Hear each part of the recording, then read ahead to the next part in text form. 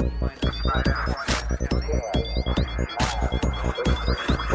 could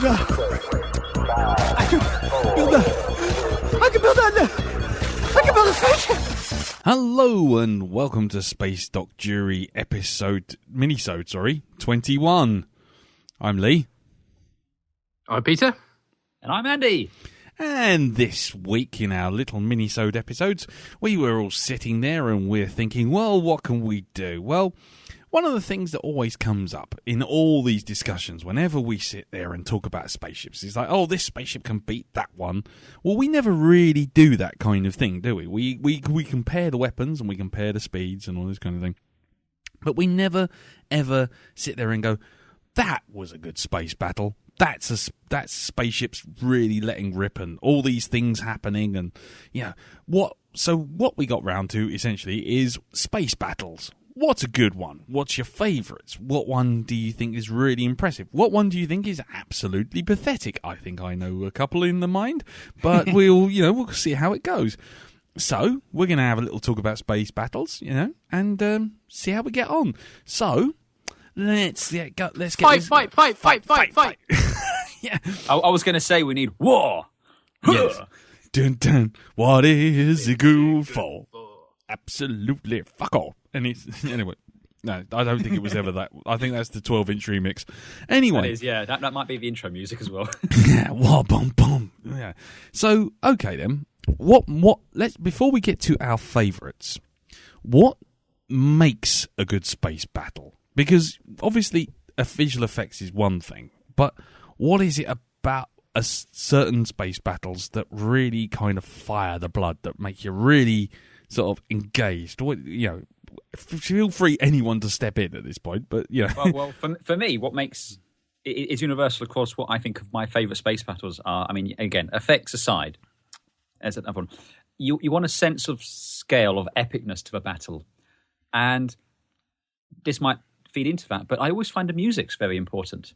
Yeah. If you get the right music for a space battle, be it in a video game or a TV or a film or anything like that, that can really set it off. And I mean, just as an example, Severed Dreams. I don't think Severed Dreams would be quite as powerful without the score throughout that. if everything was happening to the soundtrack of Always Sunny in Philadelphia. Yeah, it doesn't quite have the same emotional impact, does it? Not really. No. Cool. So what about you, Pete? What do you find the best in the battles, like that sort of thing? Speed, I think. Yeah? The problem with some of the up to about Next Generation era track is that space battles consist of a ship just sitting there firing to another ship that's generally just sitting there, or at best moving very, very slowly from left to right. And it may be more accurate. And we're talking about big ships here, so you're not really expecting them to be speeding around, but it doesn't make for the most exciting viewing, it has to be said. Yeah. If you take, for example, Yesterday's Enterprise. Yeah. A great episode. But you see that battle at the end, where you've got the Enterprise sitting there while these three whatever size bird of prey come in for them. Very slowly across the screen. It's painful. It really is. Especially when you see later seasons of Deep Space Nine and you see what the Galaxy class can do. And it's just like, you could have done that. Well, you couldn't because you didn't have a technology. But it's still it just sits there so slowly. Yeah. I mean, to use Trek. I mean, it does. Trek's one of those interesting space battles where, things moving slowly can be done very well. A la Wrath of Khan. Yes. Or the end of the end of Undiscovered Country. Mm-hmm. Or it can, and that's nice and slow, but yet somehow there's tension and there's pace, and even though everything's moving slowly, it's kind of a submarine kind of vibe to the whole thing. Yeah.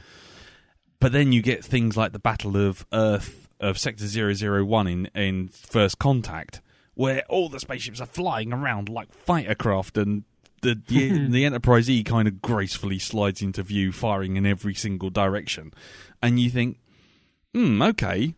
It's kind of it suddenly doesn't feel like Star Trek anymore, which is kind of weird because I haven't really watched all of Deep Space Nine. I kind of bailed on season 3, but Yeah, so I don't know. I always find trick slow moving battles actually work for me.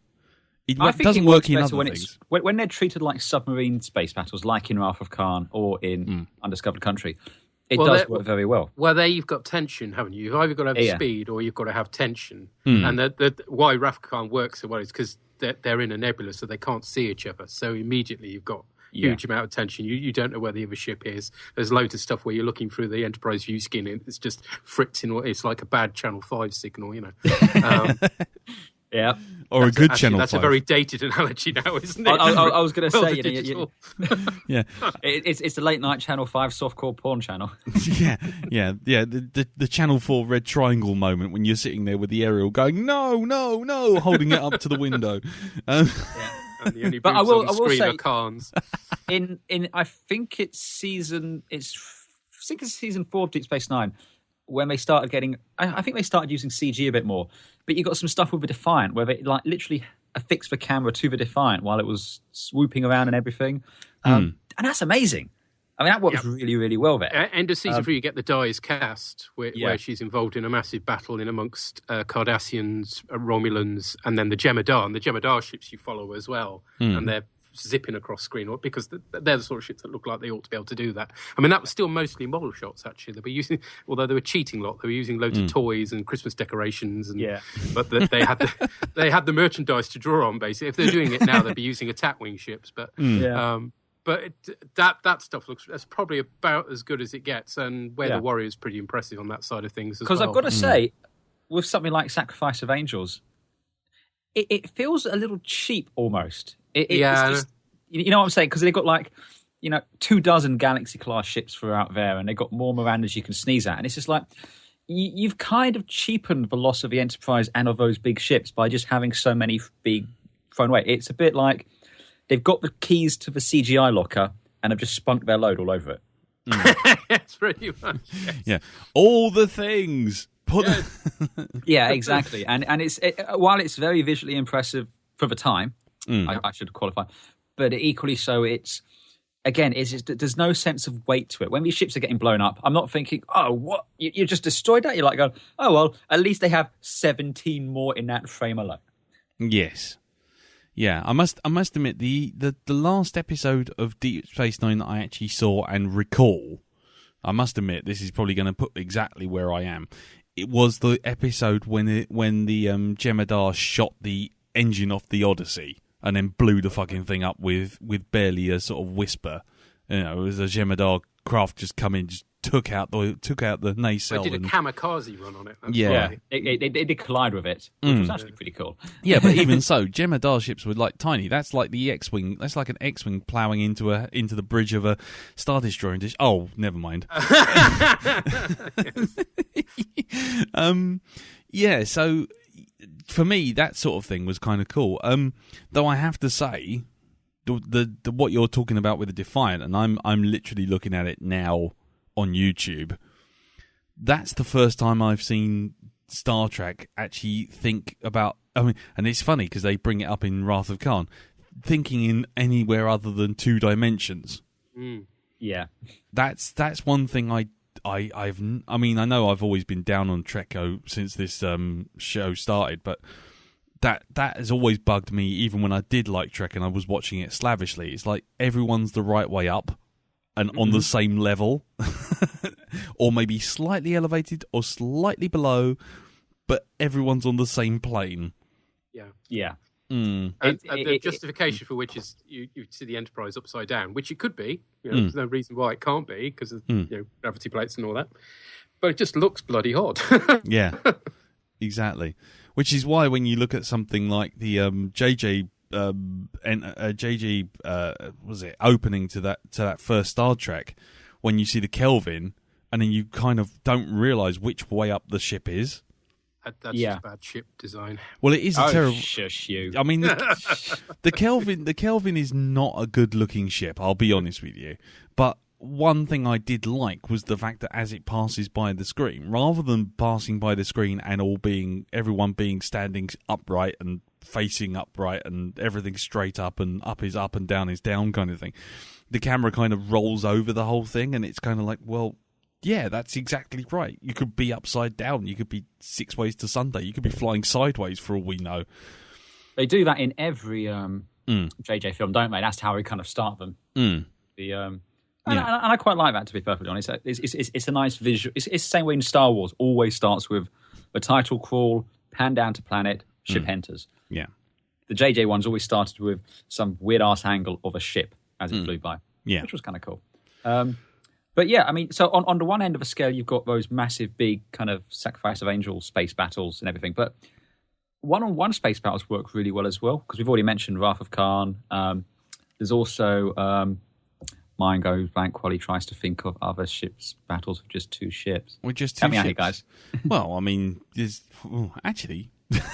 Yeah. one-to-one space battles. Well, I suppose if you want to call it, you got the opening of Star Wars. Not the greatest of space battle, but you know. Well, I was going to say, does that count as a space battle? Because I was going to say, does that count if a ship is running away but essentially firing back, or is that just a spaceship fleeing? It's more of a chase. Yeah. Because in spaceship chase, yeah. Because in which case, then you're into things like, well, one of the greatest space battles ever is basically the Millennium Falcon diving through the asteroid belt, being chased by a bunch of TIE fighters. No, I think the Falcon's shining moment was the Battle of Endor. But I will tell you, one of the few highlights of the prequels is the battle over Coruscant, that opening bit in Revenge of the Sith. Yeah, that's when you felt that suddenly they were getting it right, finally. Yeah, absolutely. Yeah, I mean, the music, the way that plays, it's just this beautiful little sequence of these 2 fighters in and out of all these massive capital ships blowing the snot out of each other. That was glorious. Yeah. I mean, that might actually be the high watermark of the prequels.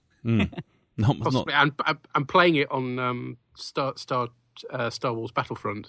Yes. Was immensely fun. That was just so cool because you were zipping in and out yourself then, and even the Lego Star Wars games I think did a version of it that was quite fun as well. That's right, they did. It was very good.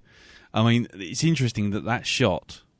I always remember that shot because it was actually the first time you ever saw that shot was actually at the very end of the Genndy Tartakovsky 2D animated Clone Wars series Minisode, because they actually it ends with the with Palpatine being kidnapped and the ship's trying to escape from Coruscant, and then basically the Venator fleet coming into place.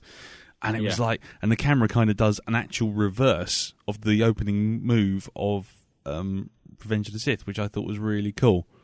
And I didn't realise how cool it was until I saw it after seeing the first time I saw Revenge of the Sith.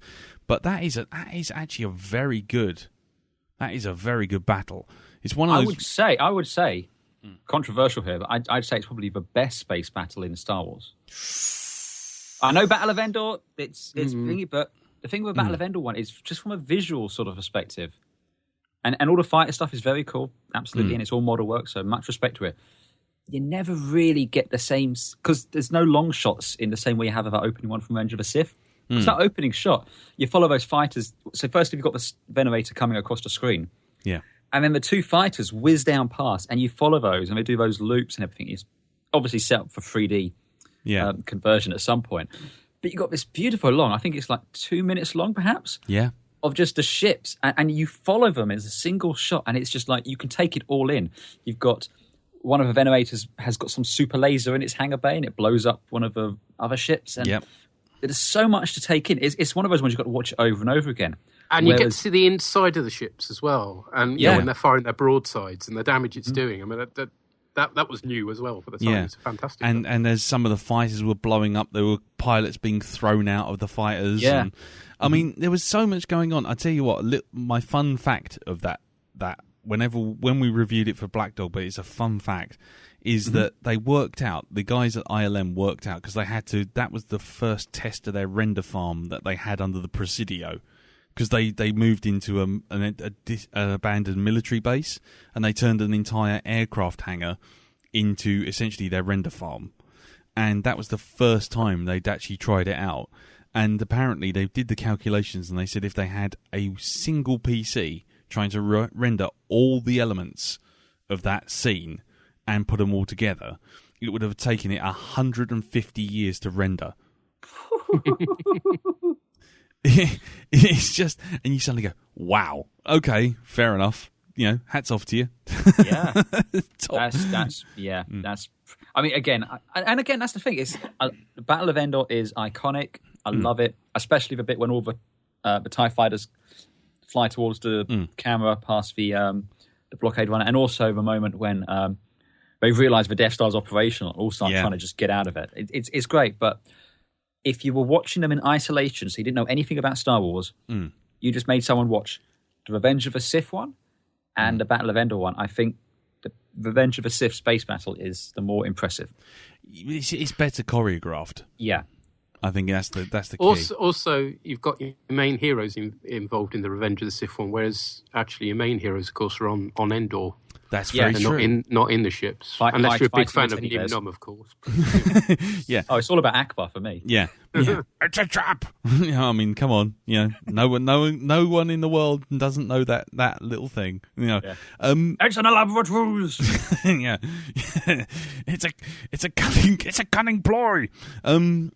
But the other thing is, I was going to say that kind of leads us around to another thing which makes space battles really work, which is your personal involvement in them.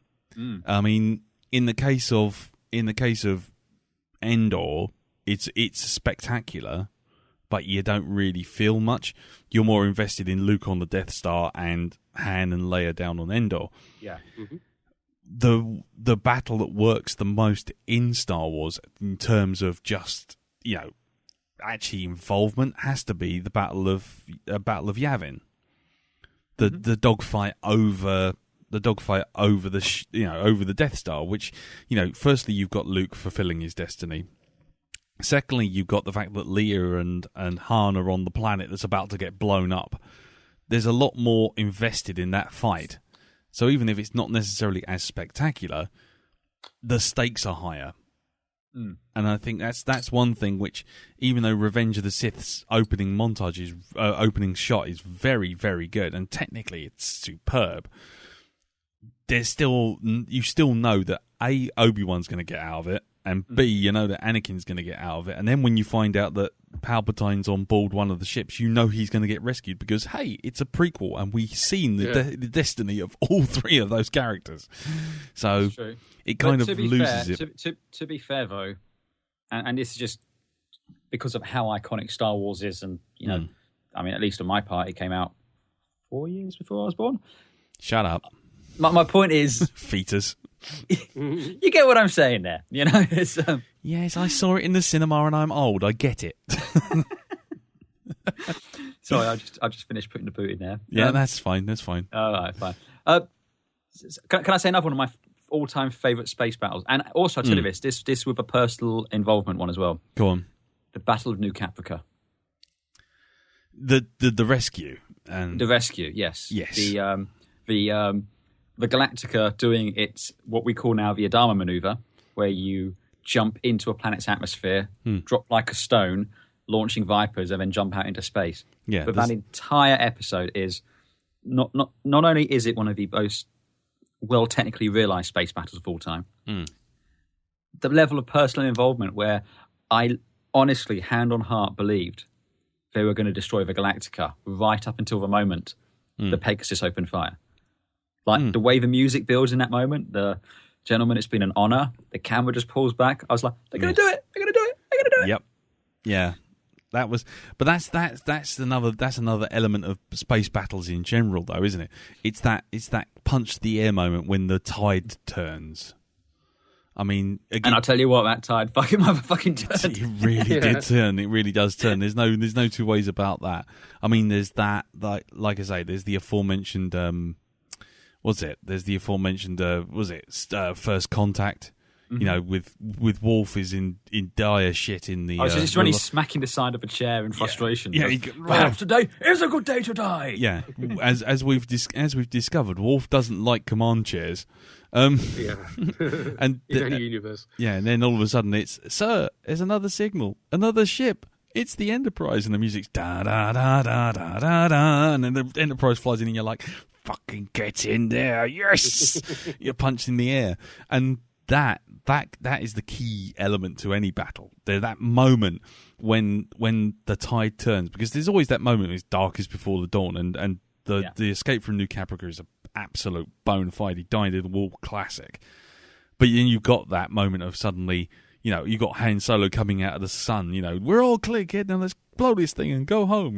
Dun dun dun dun dun. You're fucking getting there. And and I love that. That's when a battle goes from just CGI wankfest to emotional kind of gut punch, and you're really into it. But anyway, I mean, what about you, Pete? What's your favorite battle of anything? Oh, certainly the Battle of Endor's up there, just because I think that was the first one I saw like that. I mean, the one in the original Styles was good, but the Battle of Endor's just got so many ships, and it happens at even greater speed. So that's probably one that sticks in my memory as certainly the one I've enjoyed the longest. In terms of low tech, I mean, actually, I got great fondness. There's a Blake 7 episode called Duel, and it starts with quite an impressive space battle with the Liberator facing off against Travis, and he's got 3 of the Earth attack ships. And for its day, it's actually executed really well in terms of the way they compose the shots. So it's not quite 1-on-1, but it's close to it, and it's really tense. So that'd be one that I'd probably look to as, again, probably another early one I saw and was impressed with. Ah, cool. I mean, yeah. I'm trying to think myself which one I'd have. I mean, the problem is they're all kind of from the same kind of arena, aren't they? You're talking Battlestar Galactica, you're talking Star Wars, you're talking Star Trek. I mean, I know what your favourite one is. Go on. It's the Battle of Earth in Mass Effect 3. I was slowly getting round to that. Slowly. I was thinking any second now, so I'm going to have to pull the trigger, but I didn't want... I was trying to... Oh, never mind. Yes, it is that. I love that battle. But the thing about that one, I think I don't know if it's the same with you, but it's not so much the battle itself as everything up to that and the all wings check-in moment. Well, exactly. I mean, it's what I was saying. It was what I was saying before. It's that whole thing of, it's the emotional thing that comes with it, not necessarily the actual battle itself. You get that. So it's that cathartic kind of punch the air. Get in there, you son of a bitch! Yes, kind of moment. I mean, there was same. It's the same with that film. Was it Titan AE? Titan AE, yeah. When everyone's, it's really dark. The bad guys are moving in. It's all turning to shit, and then all of a sudden, it's like we're out, and you're like, fuck it. You're literally on the sofa, jumping in the air, going yes, yes, yes, yes, yes.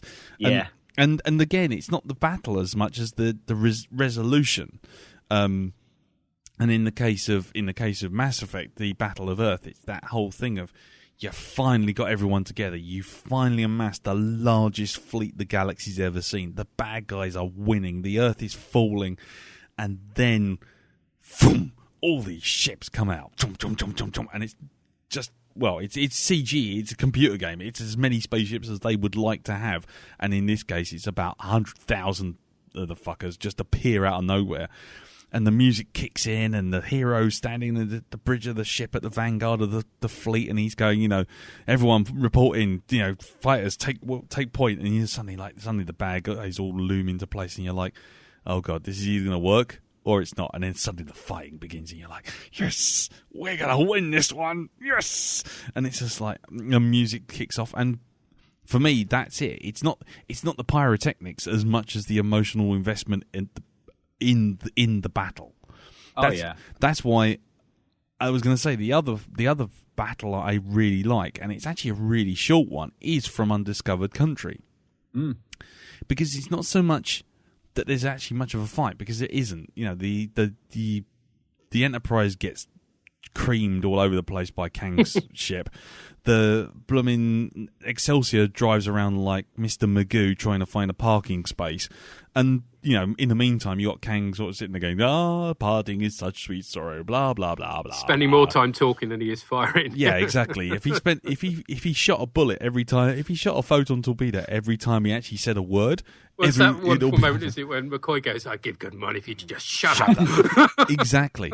And that's the thing. It's those parts, those investments, where the characters are all sort of saying things that you're kind of into it, but then it's that moment. Just that moment. Once that missile hits the first time, and you just get target that explosion of fire, and then you kind of suddenly it zooms up on Kirk, and he does exactly what I was doing, which was like you're gritting your teeth, you're fist pumping, you're going fire, go fucking punch him until he falls over and punch him again, and that's the quintessential thing with a space battle. It doesn't have to be big and spectacular. It just has to give you that emotional oomph, punch to the kidneys, and I love it.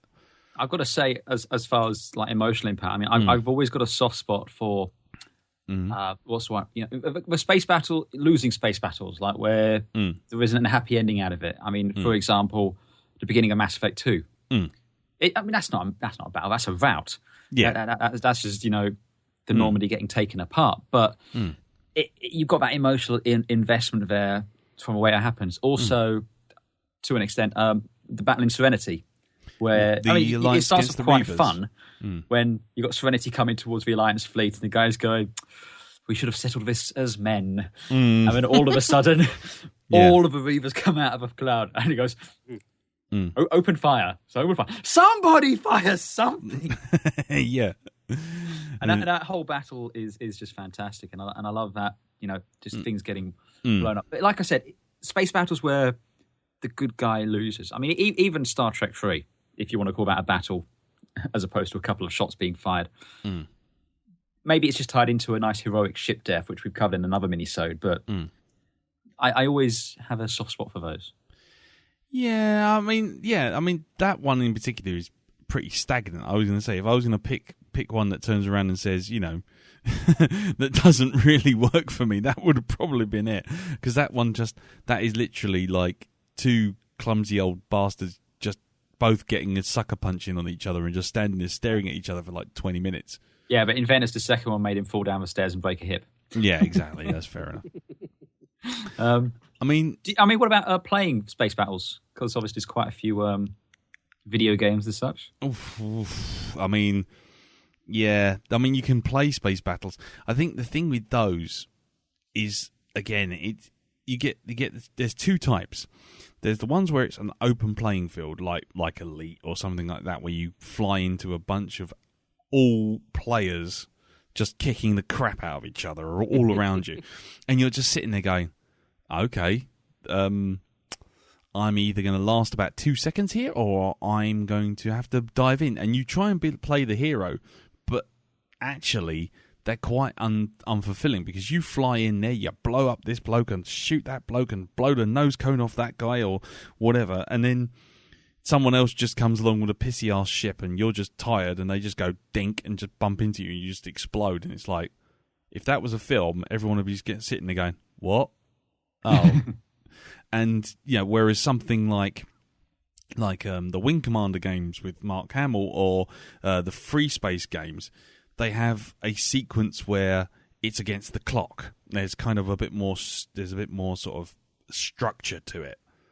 Yeah. And that is much more of an investment, because then it's like the music's going dun dun dun dun dun dun, dun, and usually those kind of missions are like Battlestar Galactica 33. You're literally having to fight off fighters to let the big ships get away, and then suddenly it'll go, right, okay, you have to board the other big ship so you can escape too, and you're like, fucking hell, and you sort of run for a carrier. Those ones are really good because that's more of a you against the game rather than you against the environment. And if I was going to say one that really worked for me, which is probably not going to get a lot of people going, oh yeah, is from a Star Wars game called X-Wing Alliance. Ah, yes. And it's one where you got to fly a Corellian Corvette, aka the Millennium Falcon in all but name. And basically you get you take a job to freight some stuff, and the job goes bad, and the Imperials turn up, and they literally they slap an interdictor right in front of you, and then launch about 1 million fighters, and it's a case of, well, I can't take all this on. I can't. I just run away, can't. Run away. Exactly, and it is literally, you go try and hyperdrive, and your robot co-pilot's going, I don't think this is possible, and you're going, normally you think, well, Han Solo would be sitting there going, never tell me the odds, but instead you're going, put all the powers of fucking engines,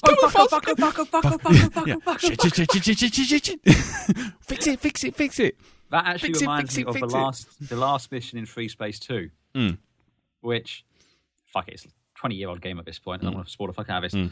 Basically, the mission is you need to basically cover the escape of ships which are trying to escape as a convoy. So you're there fighting off these enemy fighters and everything like this, and the enemy's massing just out of range off in the distance. You can kind of just see them surrounding the stars. And throughout the mission, you're getting warnings about some strange readings. But then all of a sudden, you get an alert and you go, oh my God, the sun, it's going nova. And you have to get out of this nebula to the jump gate, which is like the other side of a map. And so it's like you put everything into your engines and it's just run. And you get like capital ships and everything will kind of just start jumping in front of you to try and put you up. It's just like, no. And you just got to peg it like hell to try and get to the jump gate and escape before the supernova engulfs you. And if you looked out of a rearward camera, it was just getting bigger and bigger and bigger. And that was one of those real sort of like pucker up moments. It's like, oh shit. Yeah. Okay, well, that's really cool. So we've done our favourites, but is there any ones where you just sat there and just went, Oh yeah, there's a few. Yeah. Okay. Well, what about you then, Andy? What was one of those battles where you just sat there and just went, what? It's not me going there, what, but when I've already spoken about it a little bit, but it is some of the later Deep Space Nine battles, because they've kind of figured out CGI at this point, but it's still quite new to them. So they're just throwing everything they can, and whereas throughout Next Generation and early Deep Space Nine, if you had like 2 or 3 spaceships on the screen, that was a big deal. You knew that some shit was going down. And then even with the Dyer's cast, which has got quite a number of ships in there, but it's still the way it's presented and the way it's done, the ships still have a certain weight to them. There's a sense of, when you see one of the Romulan ships being blown up, it's a big deal. It's like, okay, I understand that ship's just blown up a Romulan, so that ship's got to be some pretty heavy-duty ship. I get that. When you get into Season 6 and 7 of Deep Space Nine, though, it's so cheap. I mean, you've got one, and I think this is Sacrifice of Angels, it might be another one, but you've got like the Defiant being escorted by 2 Miranda-class ships, and they're just blown up like it's nothing, and that's fine. And then you just see every other Klingon ship going poof, poof, poof, poof, poof. You see Galaxy-class ships being blown up, and there's just no sense of weight to any of it. And I'm not talking in physical weight like the ships are heavy. I mean, I don't care. It's like, that's a CGI spaceship. It means nothing to me. I don't give a fuck. It just has no sense. Even in like some of the goods we were talking about earlier with like Revenge of the Sith, when you see that Venerator blow up that separatist ship, there's a sense of, oh wow, that one shot of that thing's got to be pretty fucking powerful. That was a real sense of urgency there. But you just don't get any of that in those Deep Space Nine ones. And while at the time I was really, really impressed with Deep Space Nine ones, like, oh wow, all these spaceships, it's amazing. Now when I look at it, after seeing things like Battlestar Galactica, Serenity, and things like that, I look at it and I'm just like going, it's a video game. And it's not even a very good video game. It's just, yeah, it does nothing for me anymore. You know? Yeah. What about you, Pete? For me, I can't think of any space battles I haven't enjoyed at least part of. The frustration for me always comes when they cut away and you don't get to see the battle. Yeah. So sometimes they do it. I was going to say, there's several in Trek. Screen.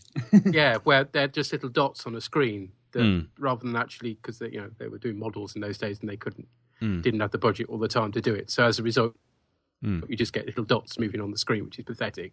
Or Blake 7, when you get to the end of the second season, it's building up to a big war. There's a big invasion going to happen. And it didn't look good at the end of the season because basically the invading force turns up and it's quite literally all the bits from the bottom of them model box just hung from the ceiling on strings. It does not look impressive. And you think, at least we'll get to see how that turns out, because that's the cliffhanger, how that turns out in season 3. All right, the models don't look too good, but at least we'll get the battle.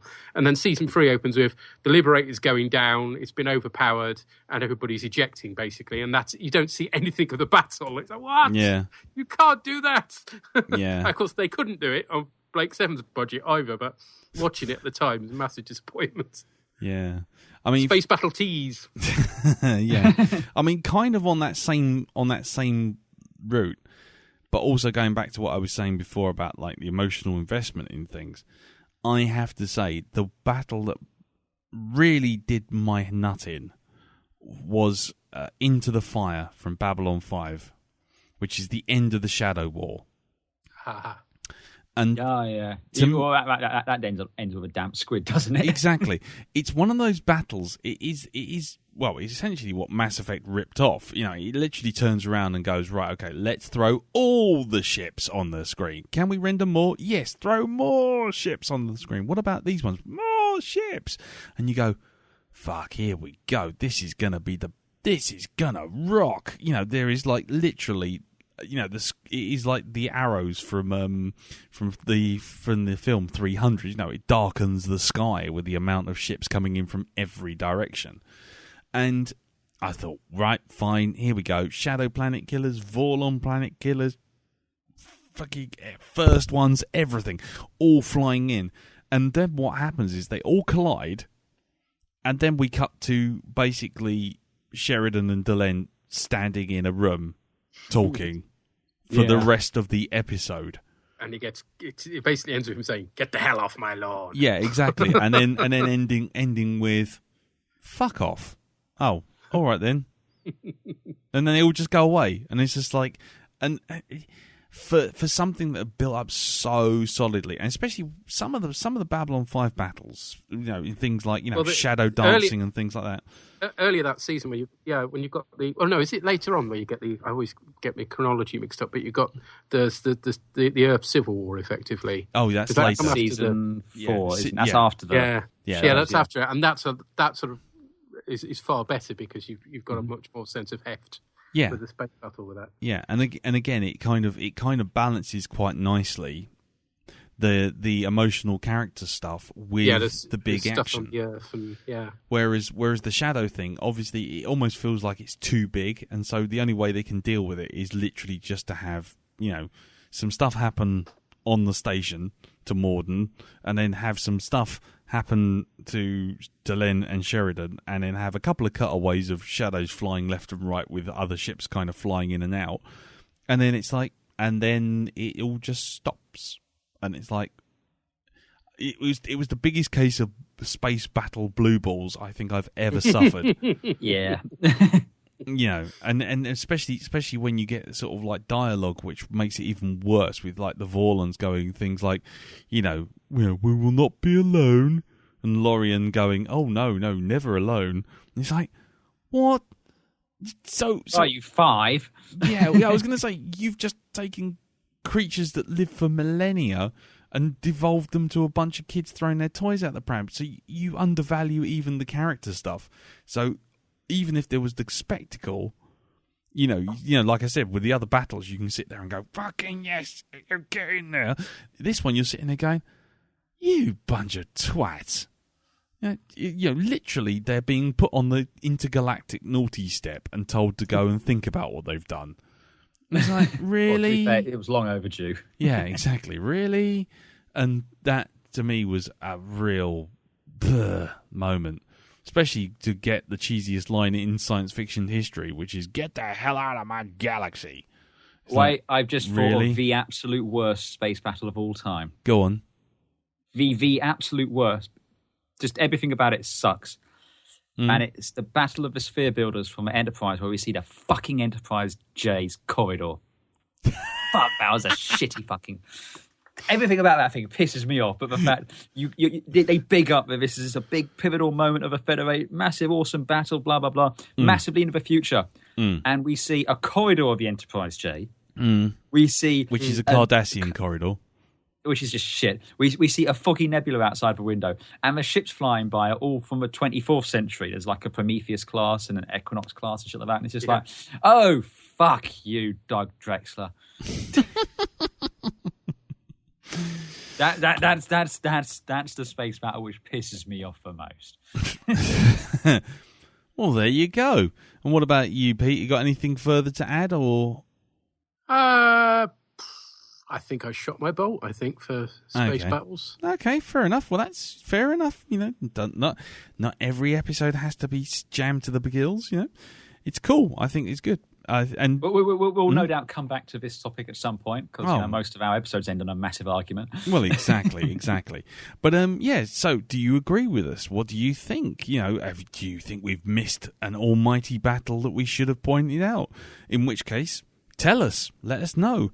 Put your thoughts up on the Facebook group, which is facebook.com/groups/SpaceDocJury.